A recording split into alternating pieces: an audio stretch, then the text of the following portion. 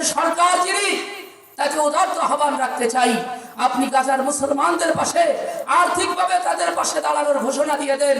এদেশের 20 কোটি মুসলমান আপনার হাতকে শক্তিশালী করবে, আপনার আর্থিক ফান্ডকে সহযোগিতা করে আমাদের খাবারের এক অংশ হলেও আমরা আপনার হাতে তুলে দেব, যেটা গাজার মুসলমানদের কাছে পর্যন্ত পৌঁছে যাবে। আপনারা দেখতেছেন বিশ্বব্যাপী যারা সভ্যতার কথা বলে,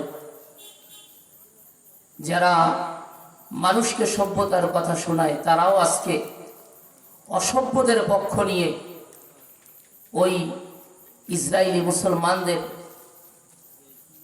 মাসুম বাচ্চা যেখানে ঘুমিয়ে আছে রাতের অন্ধকারে। সবচেয়ে বড় কথা হলো ইসরায়েল দখলদার, তাদের যে রাষ্ট্রনায়ক যখন মুক্তিকামী হামাস রমজান মাসে যুদ্ধবিরতি নিয়েছে, যেই রমজান মাস মুসলমান গোটা জীবনের গনিমত মনে করে সারাদিন আল্লাহ তাআলার সিয়াম পালন করে, রাত্রে সাহারি সহ আল্লাহর কুদরতি পায়ে সেজদা করে তাহাজ্জুদের নামাজ পড়ে কান্নাকাটি করে, যখন মুক্তিকামী হামাস এই প্রস্তুতি নিয়ে যুদ্ধবিরতি করেছে, ঠিক সেই মুহূর্তে এই দখলবাজ ইসরায়েল মানুষ নামের যারা অমানুষ রূপী হায়না এবং জানোয়ার, এই গাজার উপর সেই হামলা থেকে হামলা এখনো পর্যন্ত বন্ধ হয় নাই।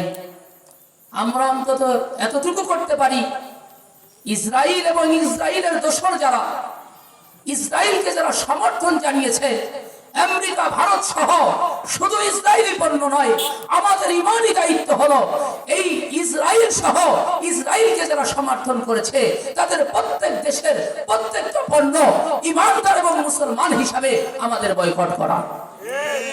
সাথে সাথে আমি আমাদের মুরব্বীদের কাছে দাবি রাখতে চাই, আমরা শুধু বয়ান বক্তৃতায় নয়, গাজার পাশে দাঁড়াতে হলে আমাদের ট্রেনিং দরকার। আমরা এই পর্যন্ত তালিম আর তারবিয়াত শিক্ষা গ্রহণ করেছি, এখন আমরা আমাদের উস্তাদদের থেকে, আমাদের বড়দের থেকে, উলামায়ে একরাম এই দাবি জানাচ্ছে যে আমাদেরকে তালিম এবং তারবিয়াতের সাথে মুসলমান হিসাবে পৃথিবীর বুকে মাথা উঁচু করে, সিংহের জাতি হিসাবে মাথা উঁচু করে বসবাস করার জন্য আমাদেরকে যুদ্ধের ট্রেনিং দেওয়া হোক, আমাদেরকে যুদ্ধের ট্রেনিং দেওয়া হোক। আমাদের হাতে যেমন তসবিহ আর মেশাক ছিল, তসবিহ আর অস্ত্র আমাদেরকে হাতে দিয়ে গাজার উদ্দেশ্যে আমাদেরকে তৈরি করা হোক।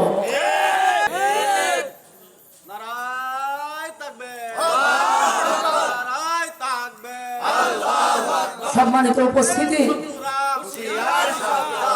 আমি সর্বোপরি আপনাদের কাছে উদাত্ত আহ্বান রাখতে চাই, মুসলমান যেখান থেকে মৃত্যুকে অপছন্দ করা শুরু করেছে, সেখান থেকেই মুসলমান লাঞ্ছিত, অপমানিত, পদদলিত হতে শুরু করেছে।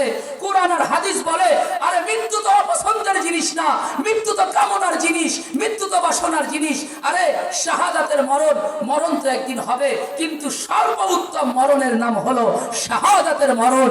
কোরআন আমাদেরকে কথা বলতেছে, যদি শাহাদাতের মরণ হয়, আরে তোমরা তাদেরকে মৃত বলো না, তারা মরে যাওয়ার পরেও আল্লাহর কাছে জীবিত হয়ে থাকে। সুবহানাল্লাহি ওয়া বিহামদিহি। এই জন্য শাহাদাতের তামান্না আমাদের সকলের অন্তরে আছে না ইনশাআল্লাহ? কার কার আছে দুই হাত তুলে আল্লাহকে দেখান, লিল্লাহি তাকবীর। আমার ভাইয়েরা, এখন গাজাবাসীর প্রয়োজন হলো আর্থিক সহযোগিতা। এটা আমাদের পক্ষ থেকে যতটুকু যেভাবে পারি বিশ্বস্ত সূত্রে যদি কেউ হাত বাড়ায়, আমরা সহযোগিতার হাত বাড়াবো। আমি সহ আমরা সকলে আমাদের তাদের পাশে যেভাবে দাঁড়ালে তাদের উপকার হয় সেভাবে দাঁড়ানোর চেষ্টা করব।